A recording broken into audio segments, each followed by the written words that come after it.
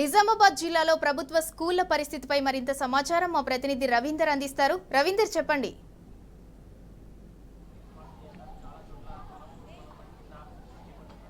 నిజామాబాద్ జిల్లాలో సమస్యలతో ఇటు ప్రభుత్వ స్కూళ్లు అటు ప్రైవేట్ స్కూళ్లు విద్యార్థులకు స్వాగతం పలికాయి. దాదాపుగా 45 రోజుల విద్యార్థుల సెలవుల తర్వాత స్కూళ్లు ఇప్పుడు రీఓపెనింగ్ కావడం జరిగింది.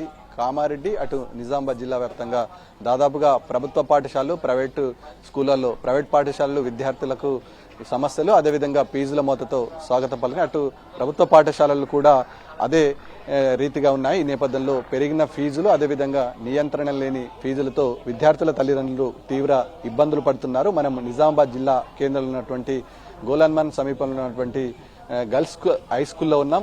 ప్రస్తుతం చూస్తున్నాం దాదాపుగా 45 రోజుల పాటు విద్యార్థులకు సెలవు ప్రకటించింది. ఈ నేపథ్యంలో రీఓపెనింగ్ అయింది.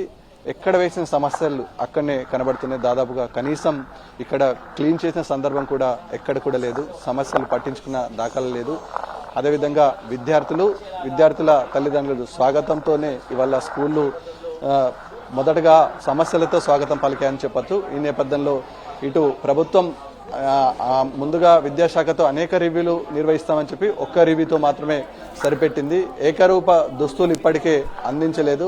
విద్యార్థులకు ప్రభుత్వ పాఠశాలలో గతంలో మంజూరు చేసినటువంటి నిధులు కూడా ప్రస్తుతం మంజూరు చేయలేదు. ఈ నేపథ్యంలో పేరుకు మాత్రమే నిధులు మంజూరు చేస్తామని చెప్పినటువంటి రేవంత్ సర్కార్ ఆ కార్యరూపం దాల్చలేదు. సమస్యలు ప్రస్తుతం నిజామాబాద్ జిల్లా వ్యాప్తంగా దాదాపు 1126 ప్రాథమిక అదేవిధంగా ఉన్నత పాఠశాలలు ఉండడం జరిగింది. దాదాపుగా 300 పైచిలకు ఉమ్మడి నిజామాబాద్ జిల్లా వ్యాప్తంగా ప్రైవేట్ స్కూళ్లు ఉన్నాయి. ఈ నేపథ్యంలో ఎక్కడ ప్రైవేట్ స్కూల్ అయితే విపరీతమైన ఫీజులు విద్యార్థుల తల్లిదండ్రులపై మోపడం జరుగుతుంది. దాంతోపాటు డొనేషన్లు ఇతరత్ర మౌలిక సదుపాయాలు కూడా కల్పించడంలో పూర్తి స్థాయిలో ఇటు విద్యాశాఖ నియంత్రించడంలో పూర్తి శాఖ విఫలమైందని చెప్పొచ్చు. ఈ నేపథ్యంలో 2 విద్యాశాఖలు ఉంటాయి. ఉమ్మడి నిజామాబాద్ జిల్లా వ్యాప్తంగా కామారెడ్డి అదేవిధంగా నిజామాబాద్ జిల్లాకు సంబంధించినట్టు దాదాపుగా ఈ ఉమ్మడి నిజామాబాద్ జిల్లా వ్యాప్తంగా ఎక్కడ చూసినా అదే సమస్యలు కనబడుతున్నాయి. వర్షం పడితే తీవ్ర ఇబ్బందులు పడే ఆస్కారం ఉంటుంది.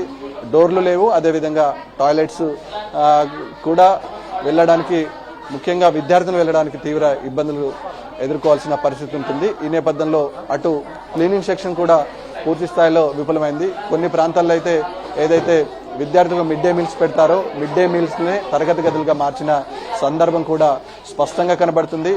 ఈ నేపథ్యంలో విద్యార్థులంతా మొదటి రోజు కాబట్టి ఒక ఇంత ఆందోళనతో అదేవిధంగా ఒక ఇంత సంతోషంతో పాఠశాలకు వచ్చిన ఈ నేపథ్యంలో విద్యార్థుల తల్లిదండ్రులు కూడా నిరాశకు లోను కావడం తట్టు మనతో పాటు మాట్లాడడానికి హెడ్ మాస్టర్ గారు ఉన్నారు. హెడ్ మాస్టర్ గారు చెప్పండి, దాదాపుగా సమస్యలు ఎక్కడ చూసినా అక్కడనే కనబడుతున్నాయి. నేపథ్యంలో కనీసం క్లీనింగ్ సెక్షన్ కూడా లేదు. విద్యార్థులకు సమస్యలు స్వాగతం పలికినట్టు స్పష్టంగా కనబడుతుంది. దాదాపు 45 రోజుల తర్వాత మళ్ళీ స్కూల్ రీఓపెనింగ్ అయింది. ఎట్లా అనిపిస్తుంది?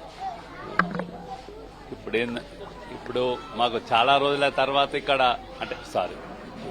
రోజుల తర్వాత స్కూల్ రీఓపెన్ అవుతుంది కాబట్టి మేము మున్సిపాలిటీ వాళ్ళకి చెప్పాము టోటలీ క్లీన్ చేయమని. వాళ్ళు వచ్చి చేస్తామన్నారు కానీ ఇంకా పూర్తిగా కాలేదు. అక్కడక్కడ ఉన్నటువంటి చెత్తనంతా బయటేపించడం జరిగింది. పిల్లలందరూ కూడా ఈ రోజే రావడం జరుగుతుంది కాబట్టి వారందరికీ కూడా నూతన విద్యా సంవత్సర శుభాకాంక్షలు తెలియజేస్తున్నాం. అదేవిధంగా పిల్లలందరూ కూడా దాదాపుగా మా దగ్గర 580 మంది పిల్లలు ఉన్నారు.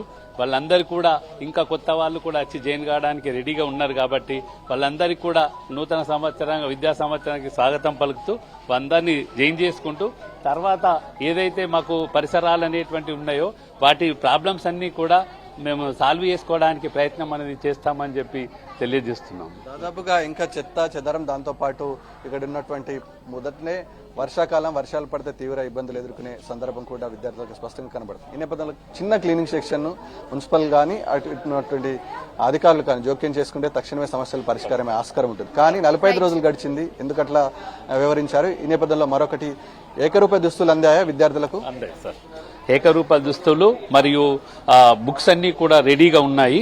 ఈ రోజు విద్యార్థులు వస్తే సీరియల్ గా వాళ్ళకు దుస్తులను మరియు వాటిని కూడా ఇవ్వడానికి మేము రెడీగా ఉన్నాము. పిల్లలందరూ వచ్చిన తర్వాత ఏకరూప దుస్తులు ఆఫీసులోనే ఉన్నాయి. వాటిని అన్ని కూడా పిల్లలందరికీ సప్లై చేయడానికి మరియు నోటు బుక్లు కూడా వచ్చాయి. నోటు బుక్లను కూడా మేము సప్లై చేయడానికి రెడీగా ఉన్నాం.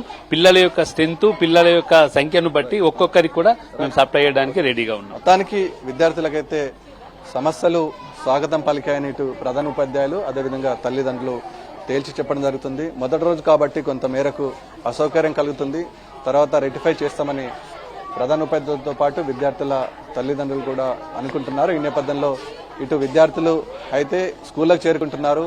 విద్యా సంవత్సరం సజావుగా సాగేందుకు ఇటు అధికార యంత్రాంగం అటు ప్రభుత్వ యంత్రాంగం సహకరించాల్సిన అవసరం ఉంటుంది. ఈ నేపథ్యంలో విద్యార్థులు ప్రైవేట్ ఫీజు విషయంలో నియంత్రిస్తే బాగుంటుంది, విద్యాశాఖ జోక్యం చేసుకుంటే బాగుంటుందని నిజామాబాద్ జిల్లా వ్యాప్తంగా సర్వత్రా విమర్శలు వ్యక్తం అవుతున్నాయి. Right, thank you, కలిసి రవీందర్ టీవీ న్యూస్ కామారెడ్డిలో ఓటు స్టూడియో.